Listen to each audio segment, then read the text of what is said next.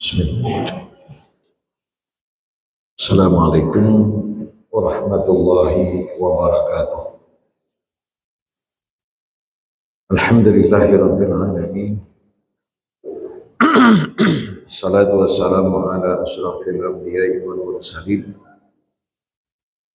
wa ala alihi wa sahbihi ajma'in. Subhanaka la ilma lana illa ma 'allamtana innaka antal alimul hakim. La haula wa la quwwata illa billahil aliyyil azim. Rabbi shrah li sadri wa yassir li amri wahlul 'uqdatam min lisani yafqahu qawli, amma ba'd. Alhamdulillah, puji syukur kita panjatkan kehadiran Allah Subhanahu wa taala atas izin dan nikmatnya jualah. Pada subuh kali ini kita dapat bermuajahah bersama untuk mengkaji daripada hadis qudsi yang mudah-mudahan dapat untuk menambah ilmu pengetahuan sekaligus meningkatkan iman dan takwa kita kepada Allah. Salawat dan salam tersanjungkan kepada junjungan Nabi besar Muhammad sallallahu alaihi wasallam. Allahumma salli ala Muhammad wa ala alihi. An-Nu'aim ibnu Hammarah radhiyallahu anhu anna Rasulullah sallallahu alaihi wasallam qala rabbukum tabaraka wa ta'ala ibna Adam salli li 4 rakaat awwalan nahar akfika akhirahu. Wa fi lafdhin ya ibna Adam salli la ta'jaz an 4 rakaat awwalan nahar akfika akhirahu. Wa fi lafdhin ya ibna Adam salli li 4 rakaat awwalan nahar akfika akhirahu. Rawahu Ahmad.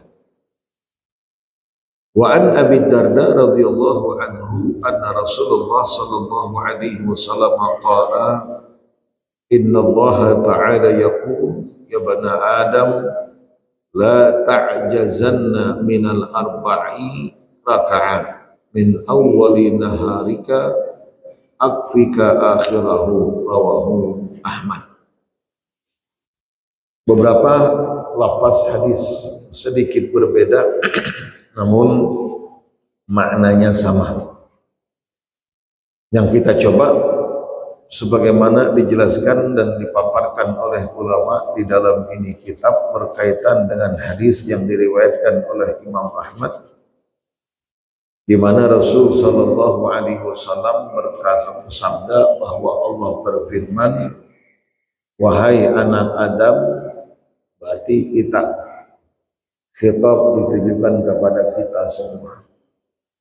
Sholli li 4 rakaat, salatlah untukku kata Allah 4 rakaat awwalan nahar, di awal siang, akfika akhirahu, aku cukupkan untukmu akhir hari.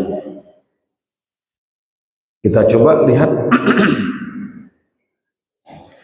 qauluhu sallallahu alaihi wasallam qala rabbukum tabaraka wa ta'ala ibnu Adam salli li, ay makna dzalika khalisan liwajhi.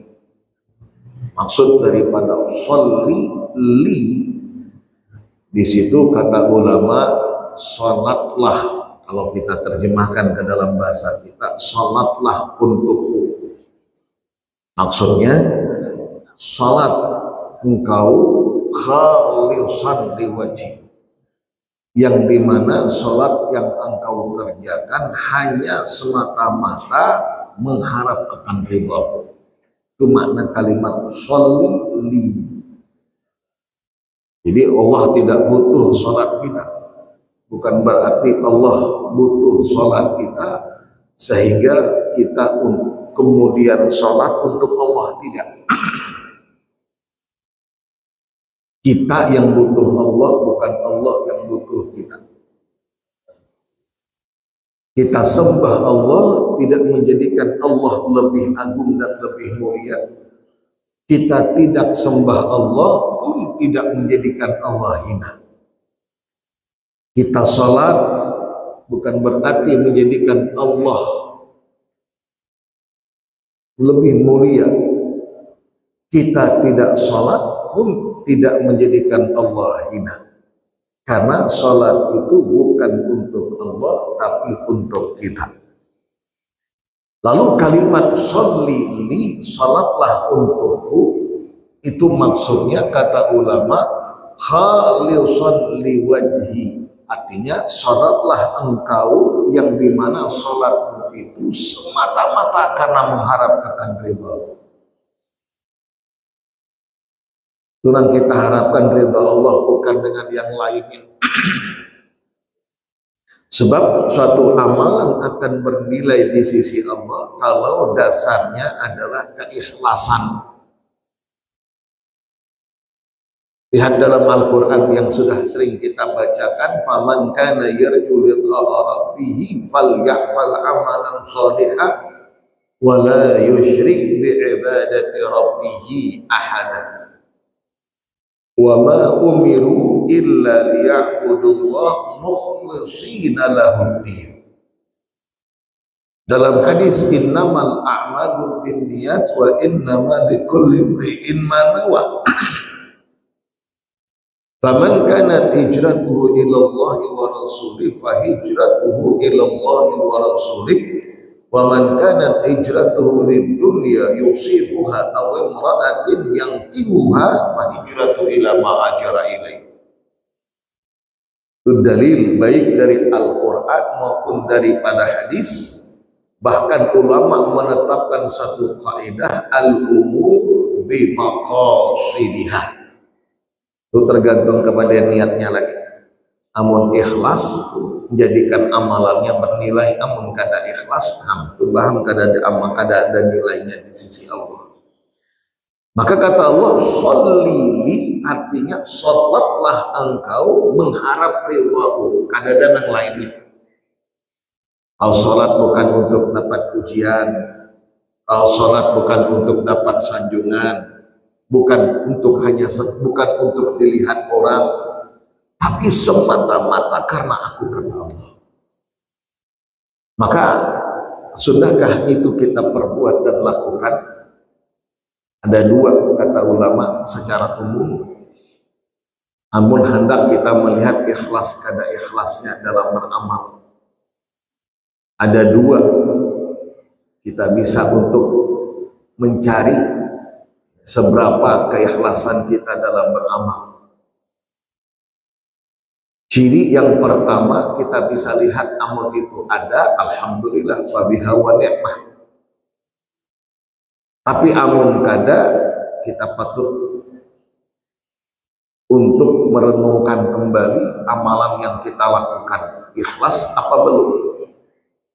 Wa mahumah, apa yang dua itu? Yang pertama istiwaul amal bisirri wal alaniyah. Orang itu kata ulama benar-benar ikhlas manakala ketika dia beramal tetap saja untuk dia perbuat dan lakukan fisirri wal alaniyah, baik manakala ia sendirian atau dikala banyak orang. Itu ciri yang pertama. Fisirri kadada orang melihat, kadada orang melihat dan menyaksikan, tetap dia beramal. Itu kata ulama, kira-kira amalan yang tidak dilihat orang apa? Amalan yang tidak dilihat orang, tidak banyak orang mengetahui, itu adalah amalan sholatul lail, sholat malam. Tetangga kada tahu kita bangun, jangankan tetangga, mungkin orang yang sarumah lawan kita pun kada tahu kita bangun untuk bermunajat kepada Allah. Bangun dari tempat tidur lawan rasa ngantuk, ambil wudhu, hampar sajadah sholat kita. Siapa yang melihat? Tidak ada. Itu amun terasa berat benar kita melakukan. Nah tuh. Itu keikhlasannya dipertanyakan. Tapi kalau kita mudah dan ringan melakukannya, tentu kita akan pertanyakan, kok bisa? Kalau dikatakan untuk orang, orang kan ada melihat. Lalu untuk siapa ia berbuat? Jelas satu yang ia inginkan Allah Subhanahu wa ta'ala. Baik dilihat orang ataupun kada, tetap dia beramal. Itu satu cirinya kata ulama. Yang kedua, istiwaul amal bidzammi wal madh. Dia tetap untuk terus beramal saat dimana ketika dia dihinakan orang atau dipuji oleh orang. Karena bukan itu yang dia inginkan, bukan pujian dan hinaan. Dihinakan ada masalah. Dia berbuat baik, dia bantu orang lain, orang itu yang dibantu kada sudah berterima kasih, umpama nih. Bahkan dia hinakan kebaikannya, inya kada suah mengingatakan kebaikan, tidak ada masalah. Oh, dia berbuat bukan karena ingin dipuji orang itu, dia berbuat karena Allah dan Rasulnya. Dipuji orang tidak menjadikan dia lebih bersemangat dalam melakukan kebaikan. Ibarat dalam bahasa kita, disanjung tidak sombong, dihinakan tidak tumbang. Tetap dia beramal. Kenapa? Yang diinginkan adalah Allah. Lain hal namun kita berbuat baik, kada tahunya ada yang menghinakan, ada yang mencaci maki umpamanya, atau bahkan ada suah orang yang kita berbuat baik padanya untuk menganggap kebaikan kita, lalu kemudian kita katakan ada bersyukur nih orang, payah, ada payah lagi bentuk itu berarti kita membantuinya karena ingin dapat balasannya. Ketika kada dapat balasan, ampe kita melakukannya, berarti keikhlasan kita dipertanyakan. Itu dua kata ulama. Tetap dia beramal ketika dihina atau dipuji, tetap dia beramal ketika sendiri atau orang banyak. Baik, kita kembali. Ini makna sholli li, sholatlah untukku, artinya sholatlah engkau mengharap akan ridhaku, bukan karena yang lainnya. Ibnu Adam, kita semua kita diminta oleh Allah untuk sholat khalisan liwajhi, 4 rakaat min awwalin nahar, 4 rakaat di awal siang. Nahar itu di awal siang. Siang, lail wan nahar. Ulama menyebutkan lail itu dari maghrib sampai teka subuh, itu lail. Nahar itu dari subuh sampai taka maghrib, itu nahar. Jadi pergantiannya maghrib dengan subuh. Lail dari maghrib sampai taka subuh, itu malam. Nahar dari subuh sampai taka maghrib, itu siang. Itu ada istilah lagi sobah wal masa. Ada sobah wal masa, kita artikan sobah itu pagi, masa itu sore. Ada zikir sobah dan masa, zikir pagi sore. Ulama menyebutkan ketika kalimat sobah, sobah itu mulai hitungan waktu dari lewat tengah malam. Itu lewat tengah malam itu sobah sudah. Jam 12 lewat 1 menit umpamanya itu sobah sudah. Sampai ke jam 12 kurang siang. Jadi dari lewat tengah malam sampai sebelum zuhur, sampai sebelum jam 12 siang itu sobah namanya. Lewat daripada jam 12 siang sampai taka jam 12 malam itu disebut dengan masa. Jadi itu perhitungan waktunya. Jadi kalau kalimat nahar kita bisa pahami, maksud nahar di situ mulai daripada subuh sampai taka maghrib. Maksud kalimat lain itu mulai maghrib sampai taka subuh. As-sobah mulai dari tengah malam, lewat tengah malam sampai sebelum jam 12 siang sobah. Lewat dari jam 12 siang sampai ke jam 12 malam itu disebut dengan masa. Kan ada kalimat-kalimat sering kita temukan itu. Idza asbahta fala tantadhirul masa wa idza amsayta fala tantadhirus sabah. Ada kalimat nahar wal laila wa nahara, sama di sini. Arba rakaat min awwalin nahar.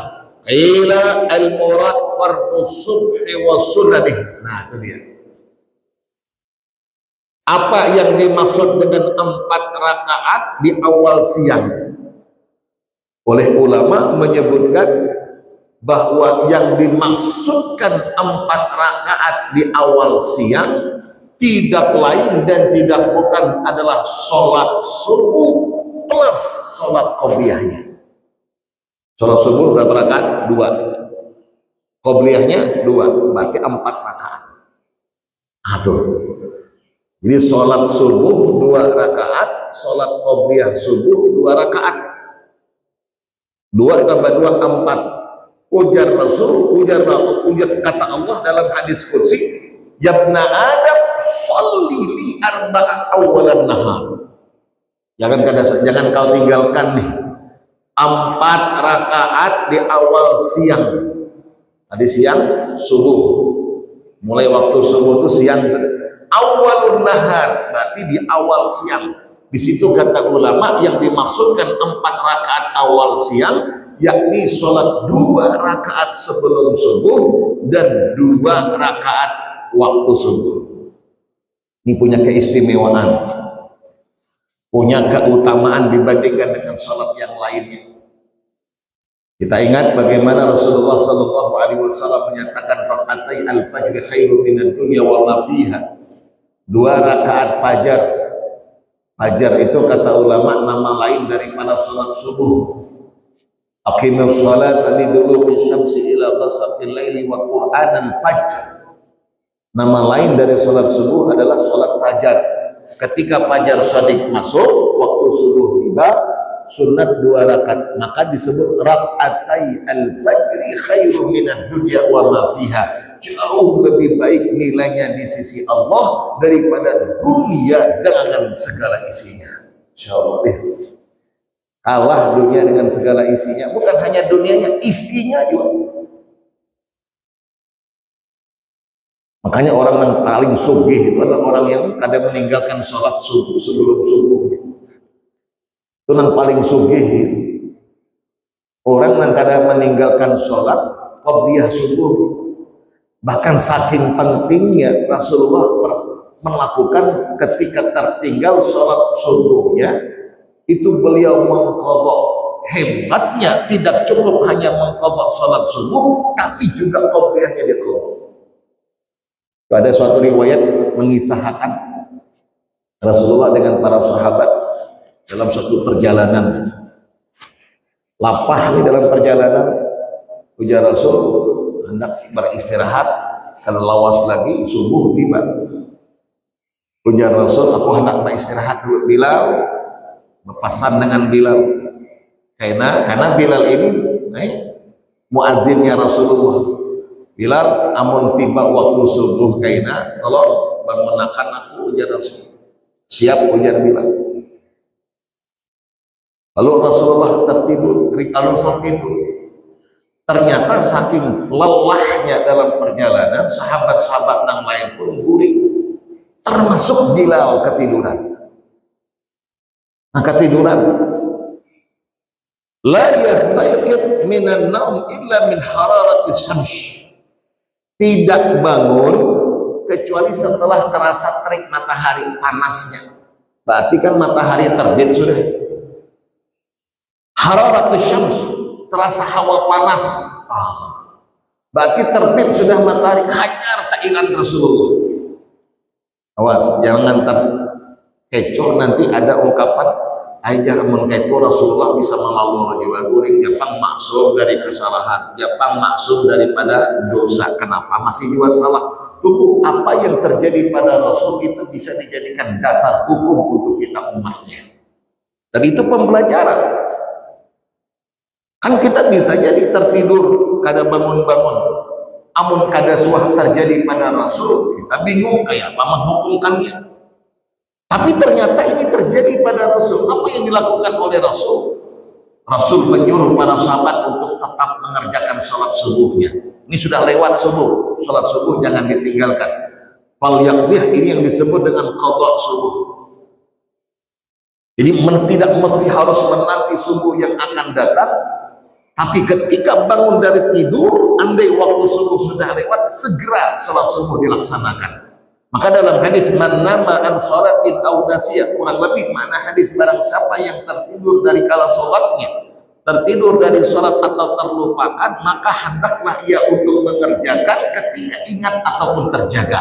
Terjaga dari tidur, waktu sholat habis segera sholat. Tapi Rasul tidak serta-merta langsung melaksanakan qadha subuhnya, tapi qadha qabliyah subuh dilakukan. Itu saking pentingnya.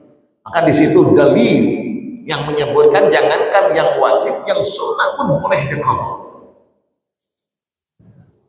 Itu 2 rakaat sebelum subuh, saking pentingnya kata ulama, sampai-sampai Rasul kada meninggalkan. Berdosa apa kada? Kada berdosa, karena ketiduran, bukan ada unsur kesengajaan. Beda dengan orang yang sengaja kada hendak bangun. Wajib kada mengqadha salatnya? Kata ulama wajib, walaupun ada pendapat amun sengaja kada wajib mengqadha, berdosa sudahnya. Tapi nang ketiduran itu nang wajib berdasarkan hadis. Tapi pendapat Imam Syafi'i menggunakan dalil qiyasul aula. Apa maknanya? Kata beliau, kalau yang tidak ada unsur kesengajaan saja Rasul Shallallahu Alaihi Wasallam perintahkan untuk mengqadha salat, apalagi kalau ada unsur sengajanya. Jadi ada orang yang kada sembahyang, maka walau waktunya sudah habis, wajib dia untuk mengqadhanya. Itu qiyasul aula. Yang kada sengaja saja disuruh mengqadha, apalagi yang sengaja. Maka itulah kira-kira. Maka pendapat Imam Syafi'i, bagi yang tertinggal akan sholatnya, walaupun atas dasar unsur kesengajaan, tetap wajib baginya untuk mengqadha. Lihat pentingnya 4 rakaat awalun nahar. Mana dia? 2 rakaat sebelum subuh, 2 rakaat subuh. Lihat, qila al-murad fardu subhi wa sunanihi, wa qila al-murad salatul duha. Ada pendapat yang dimaksudkan dalam ini hadis adalah salat duha. Baik, ada 2 pendapat. Pendapat yang pertama, 4 rakaat itu adalah subuh dan sunatnya. Pendapat yang kedua menyatakan 4 rakaat salat duhanya. Sebab ada hadis yang lain, qala Nabi sallallahu alaihi wasallam, man shalla duha rak'ataini lam yuqtab minal ghafirin. Barang siapa yang sholat duha 2 rakaat, maka ia tidak termasuk dalam kategori orang-orang yang lalai. Allah selamatkan dari ghafil. Wa man shalla duha arba'an, dan barang siapa yang sholat duha 4 rakaat, kafahullahu dzalikal yaum, Allah cukupkan untuknya segala kebutuhannya hari itu. Allah cukupkan. Maka amun hendak kada berkurang, salat duhanya 4 rakaat, itu Allah cukupkan sudah. Itu ada hadis Syekh Muhammad Nurdin Marbu Al-Maki dalam kitabnya Haula lahum buyutun wa qusur fil jannah. Ada juga haula ya lahum buyutun wa qusur fil jannah, mereka yang dijanjikan mendapatkan istana kelak yaumul qiyamah di dalam surganya. Termasuk diantaranya man hafadha sholat duha, man sholat duha 12 rakaatan. Barang siapa yang sholat duha 12 rakaat, banallahu lahu baitan fil jannah, niscaya Allah akan bangunkan untuknya istana dalam surga. Jadi masing-masing ada keistimewaan. Sholat duha 2 rakaat lam yuktab minal ghafilin, Allah tidak golongkan ia masuk dalam kategori orang yang lalai. Sholat duha 4 rakaat, Allah cukupkan kebutuhannya hari itu. Ada yang 6 rakaat, ada yang 8 rakaat, ada yang 10 sampai 12 rakaat. Yang melakukan itu, banallahu lahu baitan fil jannah, niscaya Allah bangunkan untuknya istana di dalam surga. Ini pendapat yang kedua. 4 rakaat yang dimaksudkan dalam ini hadis adalah 4 rakaat salat duha. Wa qauluhu azza wa jalla, akfika akhirau ay akfika fi akhirihi umurika kulliha azimuha wa saghiruha. Maksud daripada ungkapan Allah, barang siapa atau sholatlah engkau 4 rakaat di awal nahar khalisan liwajhillah, hanya semata-mata mengharapkan ridhaku, maka niscaya kata Allah, akfika akhirahu, akan aku cukupkan untukmu sampai akhir. Akhiruhu di situ apa kata ulama? Ulama menyebutkan akfika fi akhirihi, aku cukupkan untukmu segala urusan baik kecil maupun besar. Apa saja itu Allah cukupkan hari itu sampai akhir hari itu. Allah cukupkan. Allah tuntaskan semua masalah yang kau hadapi di hari itu. Makanya ada hadis itu yang kita ingat, yang kita sudah kaji. Ketika anak Adam itu tidur, kan ada 3 uqad, buhul yang diikat oleh setan untuk anak cucu Adam. Ini kalau 3 buhul ini kita lepas, 3 buhul ini kita mampu dan bisa melepaskan, di akhir hadis Rasul katakan asbahan nasyitan tibal, asbahat tiban nafsi wa nasyitan. Orang itu akan bersih jiwanya, lalu semangat aktivitasnya. Tapi kalau 3 buhul ini kada terlepas, asbaha khabithan nafs, jiwanya kotor, kecenderungan untuk maksiat kuat. Beda dengan tibun nafs, jiwanya bersih, kecenderungan untuk taat kuat. Dan yang kemudian orang yang tidak terlepaskan 3 buhul ini asbah kaslana, malas. Itu disebutkan dalam hadis yang kita pernah kaji. 3 buhul ini harus dibuka. Kayak apa cara membukanya?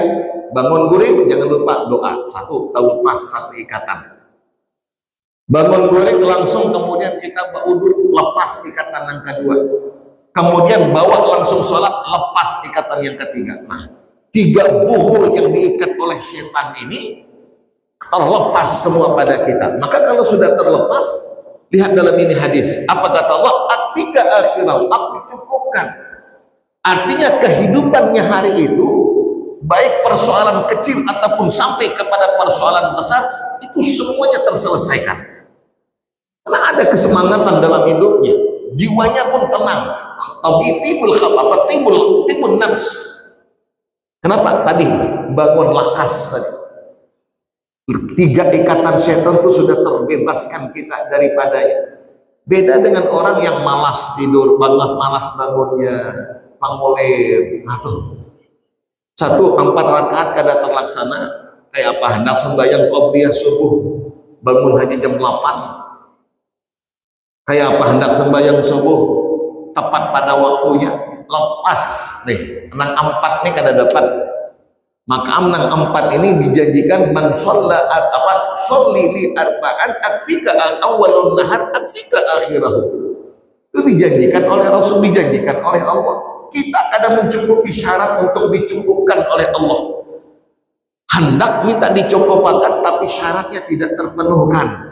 Maka amun hendak dicukupkan, hendak diselesaikan segala persoalan dalam kehidupan, baik mulai dari yang kecil hingga urusan yang besar sekalipun, syaratnya harus dipenuhi. 4 rakaat di awal nahar.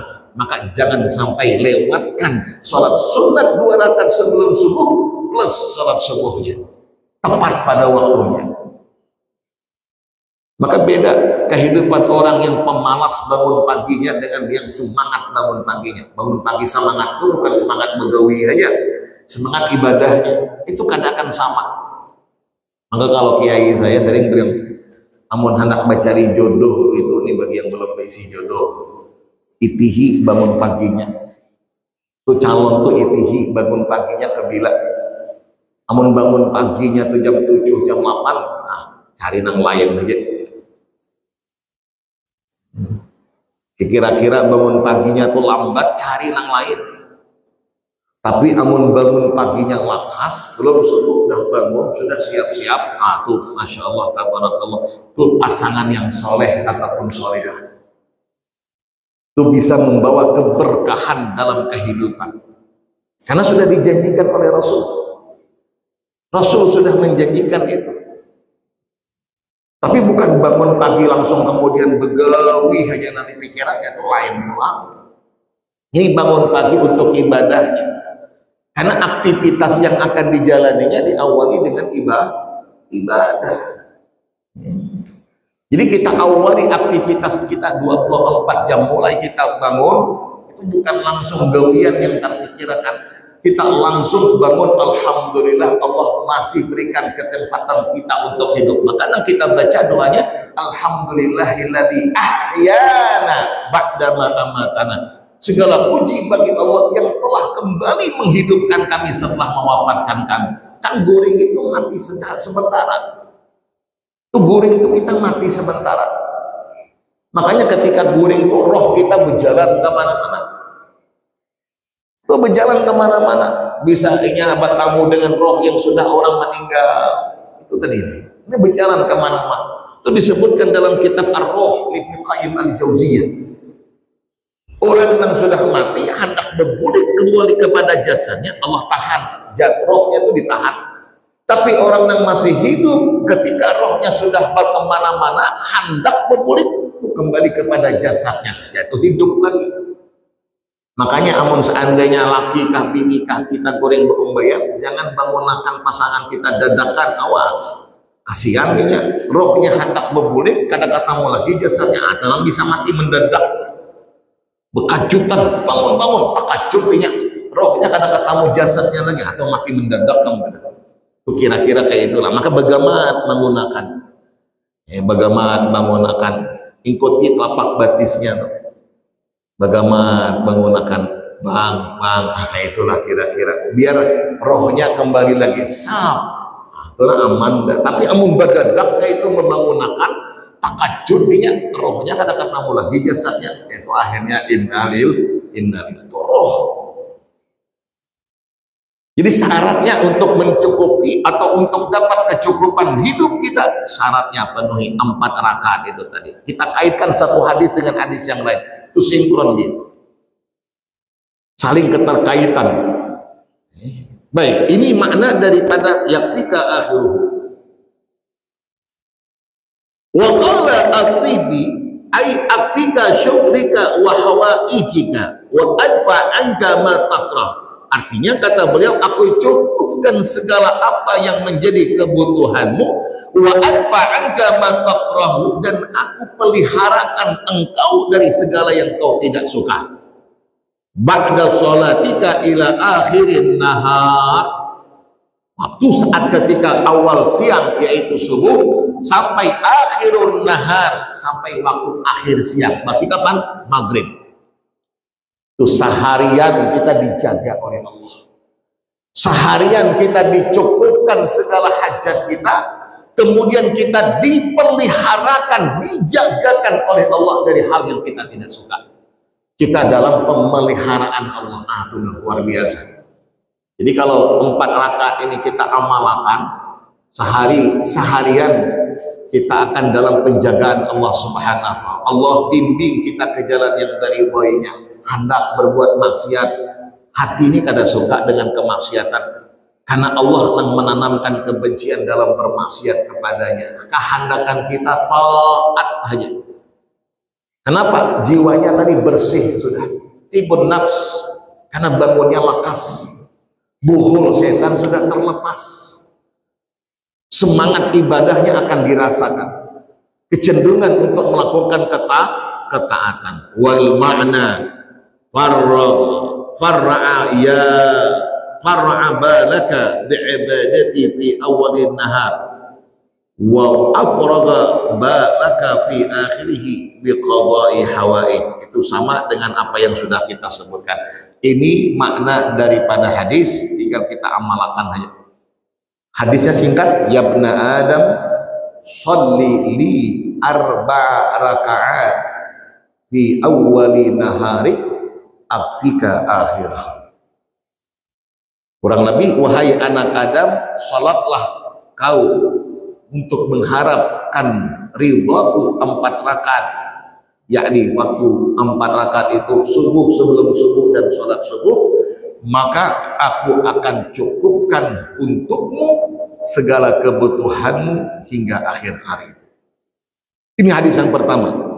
Hadis yang kedua, sedikit saya bacakan saja. An Abi Ayyub anna Taufan wa Abdullah ibn Amr bin As radhiyallahu anhuma ijtama'a faqala Nauf law anna as-samawati wal ard wa ma fihima wudi'a fi kaffatil mizan wa wudi'at la ilaha illallah fi kaffatil ukhra la rajahat bihin walau anna as-samawati wal ard wa ma fihin kunna tabaqan min hadid faqala rajulun la ilaha illallah la kharaqathunna hatta tantahi ila Allah azza wa jalla. Faqala Abdullah ibn al-Amr sallaina ma'a Rasulillah al-maghrib fa aqaba man aqaba wa raja'a man raja'a. Faja'a sallallahu alaihi wasallam wa qad kada yasiru thiyabahu an rukbatayhi. Faqala abshiru ma'syaral muslimin hadza rabbukum qad fataha baban min abwabis sama' yubahi bikumul malaikah yaqulu haula ibadi qadu faridatan wa hum yantadhiruna ukhra rawahu Ahmad. Hadis ini insyaallah di waktu yang akan datang kita coba untuk talaah lanjutan dari hadis yang sebelumnya. Wallahu taala a'lam. Al-Fatihah. A'udzubillahi minasyaitonir rajim. Bismillahirrahmanirrahim. Alhamdulillahirabbil alamin arrahmanir rahim maliki yaumiddin. Iyyaka na'budu wa iyyaka nasta'in ihdinas siratal mustaqim siratal ladzina an'amta 'alaihim ghairil maghdubi 'alaihim waladdallin. Amin amin ya rabbal alamin. Bismillahirrahmanirrahim. Alhamdulillahirabbil alamin wassalatu wassalamu ala asyrafil anbiya'i wal mursalin wa ala alihi washabbihi ajma'in.